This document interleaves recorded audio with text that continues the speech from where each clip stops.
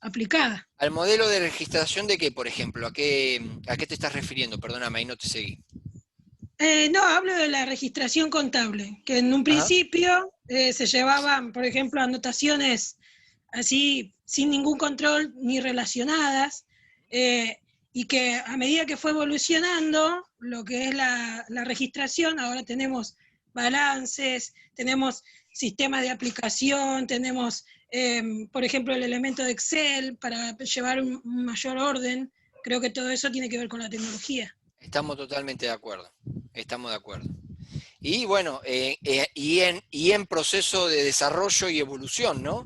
Seguramente el día de mañana, yo no sé, bueno, muchos cuantos están vinculados por ahí con temas de administración, finanzas, contabilidad y demás, pero uno habla un poquito, por ejemplo, con una persona que trabajó en un banco y te dice que 20, 30 años atrás era todo manual, papeles para todos lados, bla, bla, bla, y uno la verdad, como persona que está un poco en el ambiente y se lo cuentan, digo, yo no me quiero imaginar todo lo que, por supuesto que hoy el mundo tiene otro grado de complejidad que quizás no estaría o no sería viable si no existiesen los procesadores y las computadoras y todo eso, ¿no?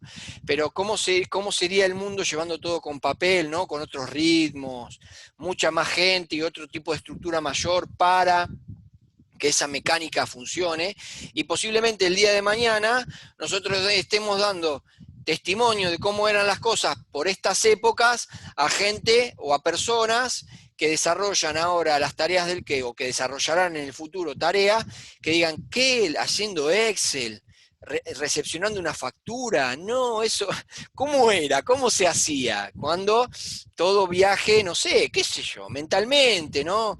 O a través del famoso blockchain, que hoy todo es una novedad, todo parece metafísico y el día de mañana sea mucho más doméstico y papita para el loro, ¿no? Entonces, bueno, creo que eso es parte del desarrollo. ¿Sí? Bueno, continuamos, ¿les parece? ¿Quedó claro ese apartado de tecnología? Sí. Muy bien, buenísimo. Otro tema que nos trae la bibliografía, ustedes también lo tienen ahí en un dibujo, es el hecho de que, bueno, está bien, la organización tiene vínculo con un ambiente, ¿no? Con un medio ambiente general y un medio ambiente de tarea. Ahora, dentro de la organización, no todos tienen el mismo grado de vínculo con el ambiente como lo tienen distintos niveles. ¿Sí? Ustedes tienen ahí como si fuese una especie de corte esférico, ¿no? de una organización, y cómo desde el núcleo técnico de los niveles operativos hasta el ápice de una organización se encuentran en grado de cercanía o lejanía respecto del medio ambiente, ¿no? Imagínense ahí, es como que lo tienen como si fuese un círculo cortado en una porción de pizza, no sé si lo encontraron en la bibliografía. Pero lo que nos dice es que dependiendo del nivel de una organización, el vínculo con el medio ambiente es diferente, no es el mismo. ¿Qué quiere decir esto?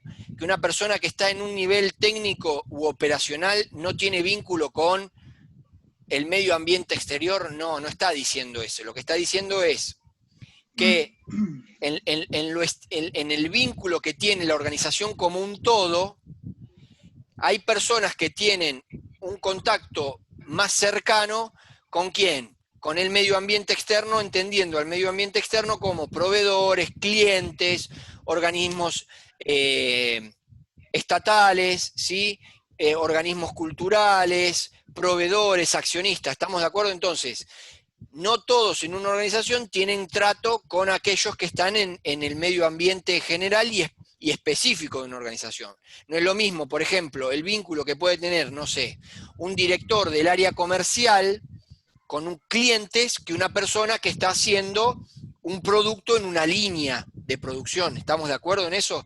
No es lo mismo el grado de vínculo que tiene con la sociedad el director de relaciones institucionales para con organismos estatales al momento de cuando hay que, no sé, sucedió un accidente del medio ambiente que vincula a la organización, dando explicaciones de que se está haciendo esto, de lo otro, de que la organización está haciendo eventos de beneficencia, que una persona que está en una computadora ¿no? Recibiendo facturas, ¿se entiende? A eso va el punto. No quiere decir que una persona que está en una computadora es una persona que vive en una burbuja inerte y no tiene vínculo con un medio ambiente. ¿Estamos de acuerdo? No dice eso. Lo que nos dice es que dependiendo de los niveles jerárquicos en una organización, cuán cercano o lejano o mayor o menor vínculo tiene con qué, con el medio ambiente específico y de tarea, ¿no?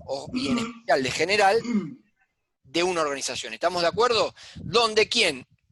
Donde los niveles operacionales son más lejanos a un vínculo con el ambiente específico de tarea y general de una organización, y aquellos niveles estratégicos, directivos, ¿no? Y de dirección tienen un vínculo o una cercanía más próxima a esos medioambientes con el cual se vincula una organización. ¿Se entiende la idea? ¿Sí? Yo creo que ¿Tiene que ver con este? ¿Cómo? ¿Perdón? ¿Tiene que ver con este? Sí, ese gráfico, sí, Lucía, ese gráfico. ¿De qué página es? ¿Me lo dice como para orientar a los compañeros?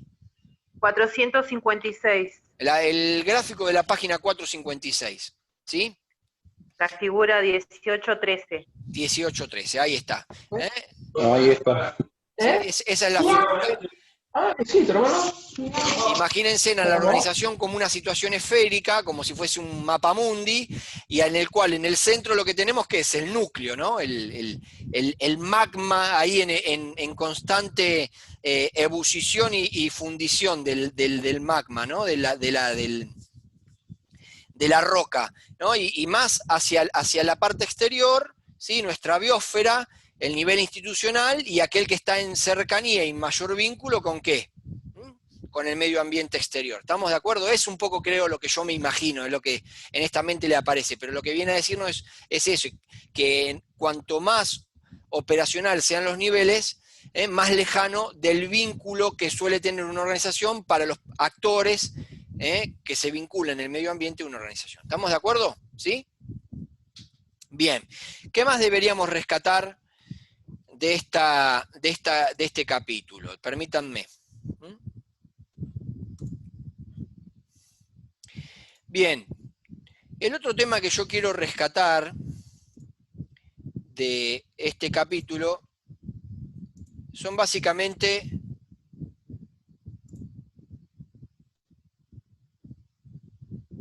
permítanme que no me quiero omitir nada, pero son básicamente tres otros grandes puntos para hablar. Uno es el tema de adocracia, ¿sí?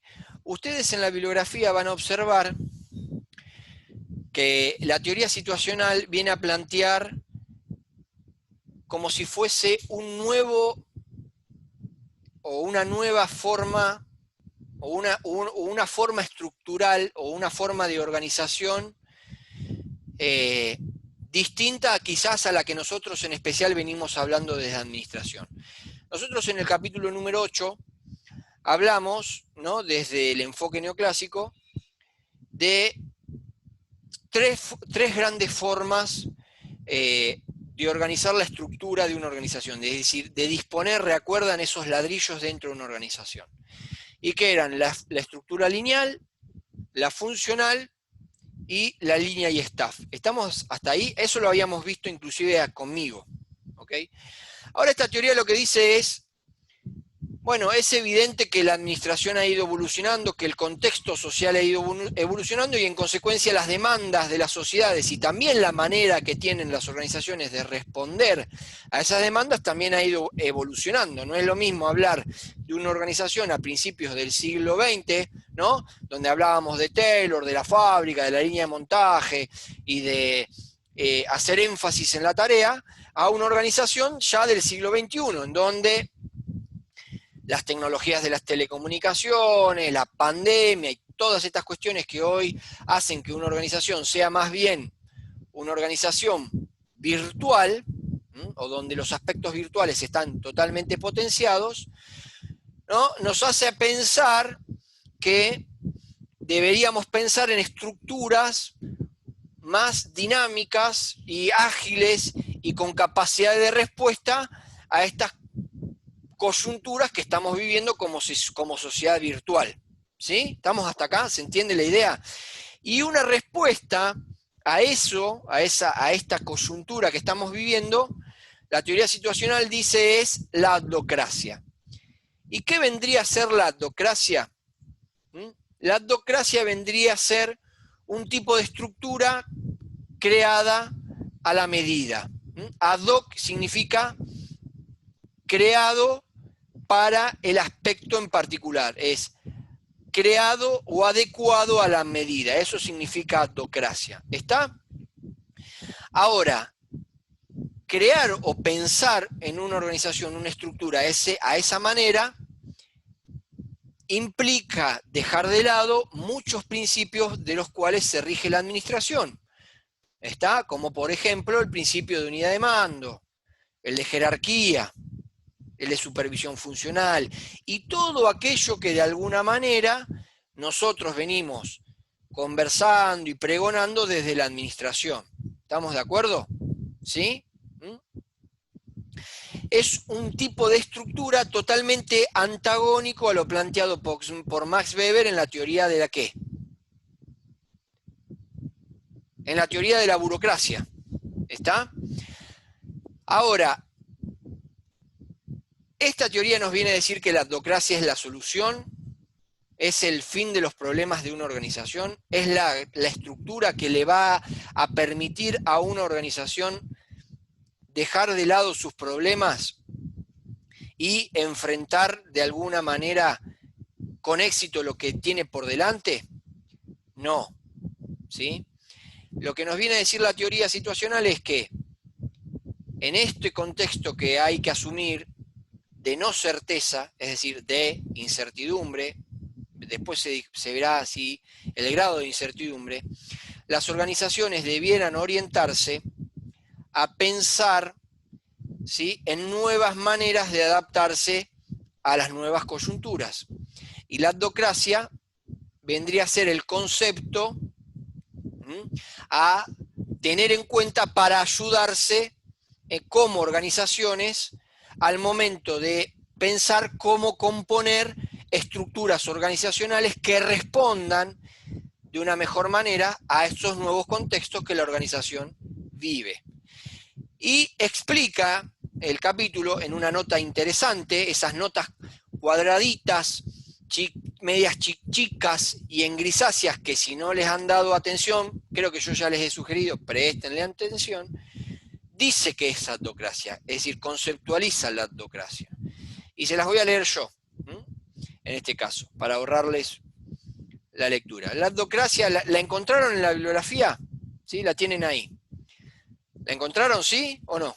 ¿Sí? La adocracia es un sistema temporal, variable, adaptable, organizado alrededor de problemas diversos para que sean solucionados por equipos de personas relativamente extrañas entre sí y dotadas de habilidades profesionales diversas. Fíjense en hasta ahí lo que está diciendo. Está siendo la antítesis de quizás el contexto habitual y normal en el cual muchas organizaciones se estructuran.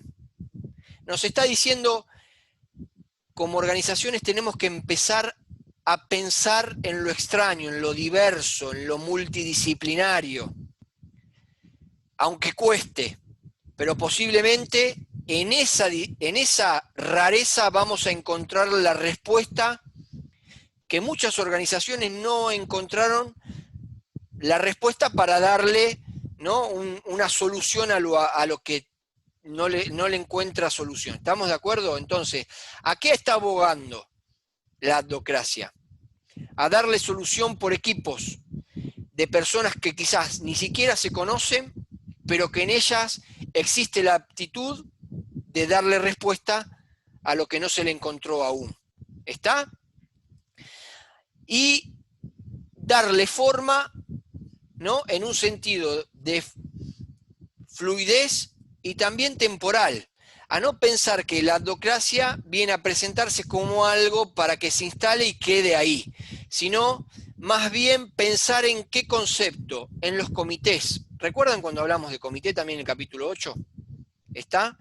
De estar pensando en empoderar a equipos de trabajo en donde la jerarquía surja de los equipos de trabajo, ¿no? El principio jerárquico se encuentre y se construyan los equipos de trabajo, en donde esos equipos de trabajo sean multidisciplinarios, más allá de que las personas no se conozcan, porque no va a importar otra cosa que ¿qué? Que el conocimiento, que encontrar en el conocimiento la explicación y la solución a los problemas de las organizaciones. ¿Está? Es patear el tablero, barajar de nuevo y crear algo distinto en lo cual las organizaciones no estamos habituados a operar. ¿Es fácil? No, no es fácil. Pero pareciera, ¿sí?, que vamos camino a organizaciones que van a entender que la habitualidad va a ser estructuras adocráticas, es decir, estructuras que van a encontrarse conformadas por equipos de trabajo, de personas que se conocen poco y mucho, poco, no tanto, pero que se subordinan a una gran premisa, o a dos grandes premisas. Encontrar soluciones a los temas que preocupan a las organizaciones y subordinarse al conocimiento en común, ¿sí? Hoy mucho se habla y mucho se dice que las personas están buscando algo muy realizador y que ese elemento realizador no es ni más ni menos que el conocimiento, ¿sí? ¿Estamos de acuerdo en eso? ¿Se entiende? Y bueno, a eso aboga un poco esta teoría. En contexto de incertidumbre, las organizaciones no deberían o no debieran pensar en fortalecer estructuras tradicionales como ya hemos visto, sino que debiera pensar en estructuras adaptativas, fluidas, que permitan responder de manera multidisciplinaria a los distintos contextos que seguramente le toquen experimentar. ¿Estamos de acuerdo en eso? ¿Sí? ¿Se entendió adocracia? Pulgar arriba, pulgar abajo. ¿Vamos bien? Buenísimo. El otro tema que no quiero omitir de esta teoría es el hecho de que esta teoría nos presenta un nuevo sujeto, nos presenta un nuevo individuo, nos presenta un nuevo hombre, ¿sí? Al hombre complejo, ¿sí? ¿Y quién viene a ser este hombre complejo? Este hombre complejo que nos plantea la teoría situacional es un hombre que evoca y que comprende a todos los hombres que ya hemos visto a lo largo de la administración, ¿sí? Nos dice que el hombre es un sujeto, es un ser, es una persona, es un individuo, hombre, mujer, masculino, femenino, LGTB, el que ustedes quieran, es un ser. Que le importa lo económico, que le importa lo social, que entiende que vive con organizaciones y en organizaciones, que entiende que está atravesado por procesos administrativos, ¿sí? Y que también es una persona que es activa, que es reflexiva, que entiende que las cuestiones no son estáticas, que son fluidas y en constante evolución y desarrollo, ¿sí? Y que está viviendo y que está desarrollándose en un contexto complejo y que será aún mucho más complejo. ¿Está? Es un hombre que se encuentra explicado gracias a todas las teorías, y no solamente por una de ellas, sino que por todas las teorías que hemos visto a lo largo de administración, ¿sí? En donde el hombre no es solamente económico, que es económico y que también es social, que no es solamente económico y social, sino que es económico, que es social y que también es organizacional, es decir, que entiende que las personas nos desarrollamos en organizaciones y que aparte de ello también está dotado, ¿sí?, de sentimientos, de emociones, de cultura, de símbolos, de rituales, y que entiende que estamos viviendo en una sociedad aún cada vez más compleja. ¿Estamos de acuerdo en eso? ¿Sí? Eso es lo que nos viene a decir la teoría situacional. que es un ser que se entiende que debe ajustarse a situación, y que a esa situación que contiene incertidumbre, ¿sí?, entiende de que es la incertidumbre un elemento más de la vida cotidiana organizacional. ¿Estamos de acuerdo en ese aspecto? ¿Sí? ¿Se entendió? ¿Vamos bien? Bueno. Por último, y para cerrar el capítulo,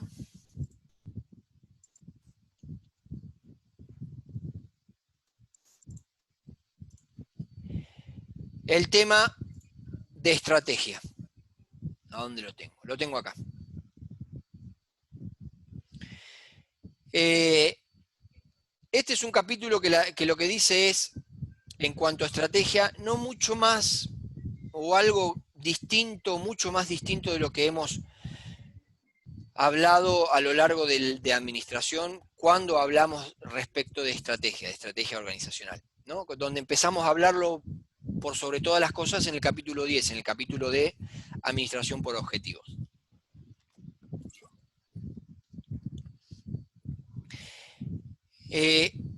La teoría situacional lo que viene a referir respecto de estrategia es que una organización al momento del desarrollo de su estrategia, ¿sí?, la organización debe conocer aquello que nosotros vimos como APO, como FODA. Debe conocer sus puntos fuertes, debe conocer sus puntos débiles, ¿sí? Debe conocer sus oportunidades y debe conocer las amenazas. ¿Está? Y que ese análisis lo debe hacer a la luz, ¿sí?, de comprender, es decir, de no entender o de no comprender cuál es el medio ambiente con el cual la organización se vincula. ¿Está? Es decir, una organización no puede pensar en hacer un análisis FODA si no conoce, si no comprende cuál es su medio ambiente, es decir, cuál es su medio ambiente de operaciones o de tarea y cuál es su medio ambiente general. Es, llamémosle de alguna manera, una obligación que debe tener una organización al momento de establecer una estrategia. Debe conocer su medio ambiente, debe saber quién es su competencia, quiénes son sus clientes, cuáles son sus proveedores clientes, cuáles son sus proveedores, sus potenciales competidores. Es decir, debe, perdón que insista con esto, conocer con su medio ambiente. ¿Está? Por supuesto que quizás no tenga los conocimientos o las posibilidades de conocer de manera acabada y hasta el más mínimo detalle cuál es su medio ambiente, pero tiene que esforzarse al menos en hacer el trabajo de decir, bueno, hice la tarea y creo yo como organización que este es mi medio ambiente. Una vez que eso está, establecer, bueno, puntos fuertes, puntos débiles, oportunidades y amenazas, y luego de haber hecho de ese punto el diagnóstico y en consecuencia la estrategia organizacional. Pero no omitiendo la estrategia, ¿sí?, sin haber hecho previamente las respectivas o pertinentes tareas de campo de conocer cuál es el medio ambiente de una organización. ¿Sí? Simplemente eso. ¿Estamos de acuerdo en eso? ¿Sí? Ahí Marcelo parece que quería hablar. No, que decía que sí, que estaba de acuerdo. Bien, genial. ¿Alguna duda con esto? ¿Alguna pregunta? ¿No?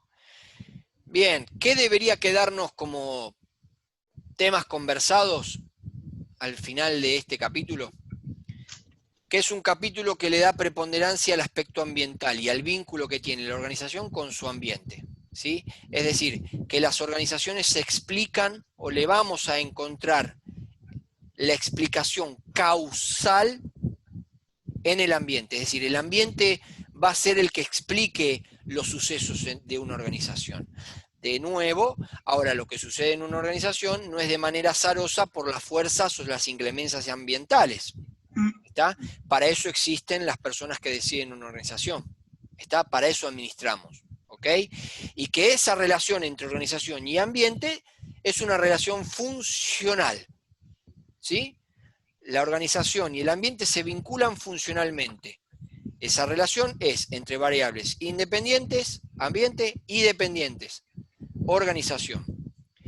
En ese vínculo, en esa relación, aparece el aspecto de la incertidumbre, que es una construcción, ¿está? Que es una construcción. Y que esa relación se debe gestionar. ¿Estamos de acuerdo?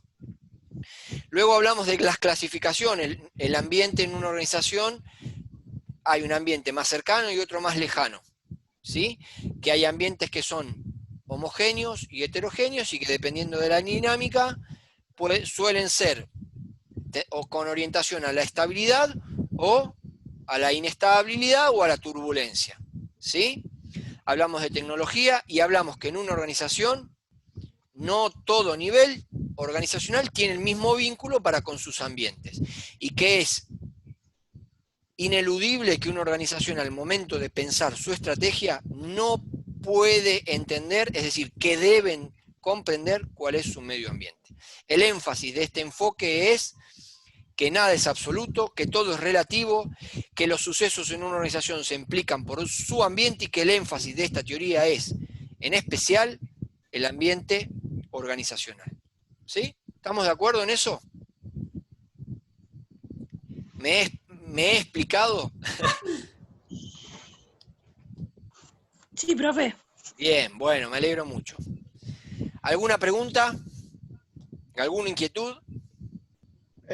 Sí, te iba a preguntar con respecto al hombre complejo. Sí. El hombre burocrático era un hombre racional. Sí. Que venía a desdoblar el de la teoría clásica y las relaciones humanas. Sí, señor. Este hombre complejo, ¿es una mejora del hombre burocrático, que es un hombre racional? Bien, pensemos en lo siguiente, porque a mí no me gusta dar tantas las respuestas, sino que me gusta dar respuesta en forma de pregunta. Nosotros ya estamos en un estadio que si hablamos de ambiente y de que la organización tiene un vínculo con un ambiente, ya estamos en el estadio prácticamente completo de decir, bueno, a ver, si yo les preguntase hoy qué es organización, ustedes me podrían decir tranquilamente, o me debieran decir tranquilamente, que organización es tal cosa o que organización no es tal cosa, es decir, o por la positiva o por la negativa. ¿Estamos de acuerdo en eso?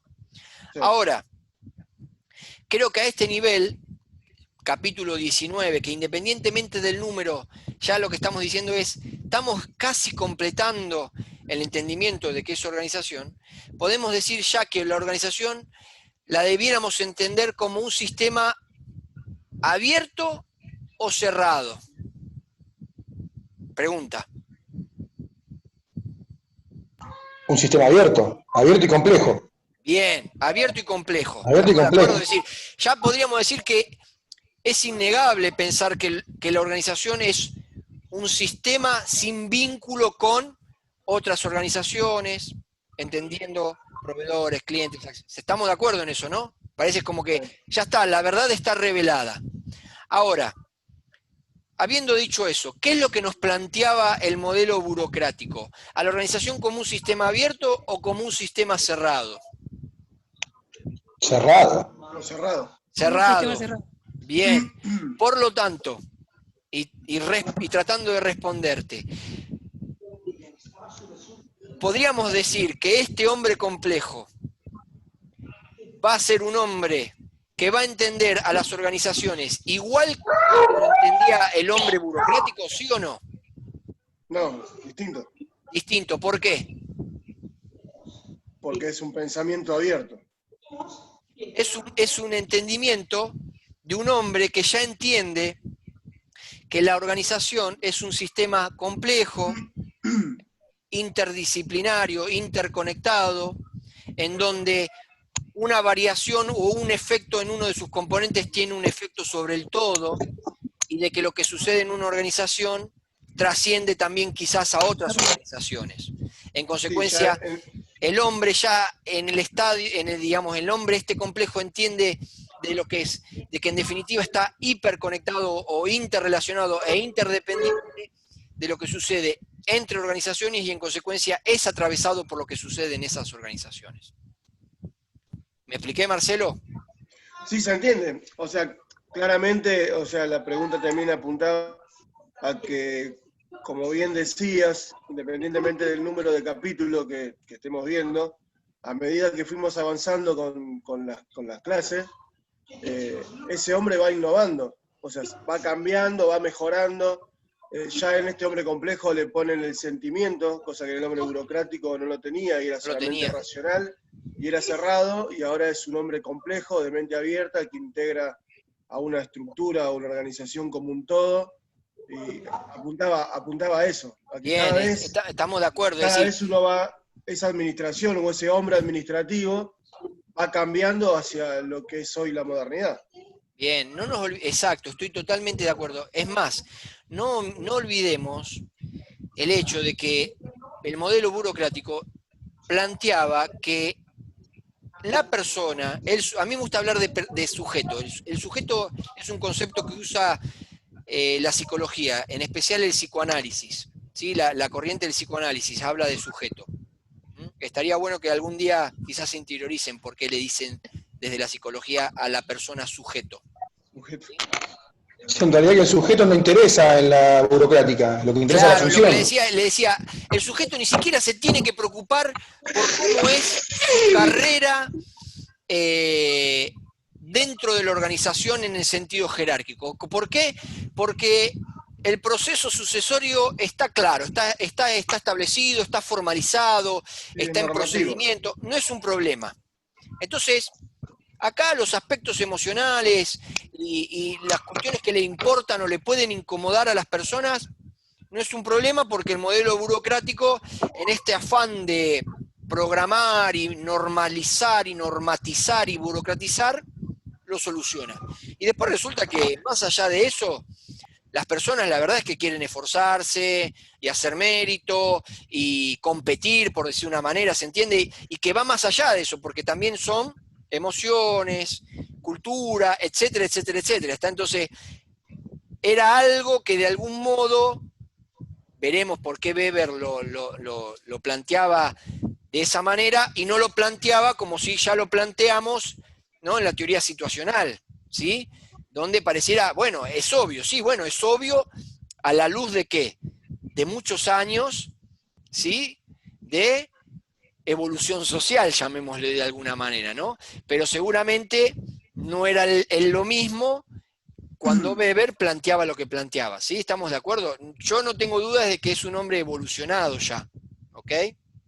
Ahora, una pregunta. Sí. Así como decís, hay una teoría situacional, digamos, como también hay un liderazgo para cada situación, ¿no también se mezclan en ciertos puntos una administración para cada situación?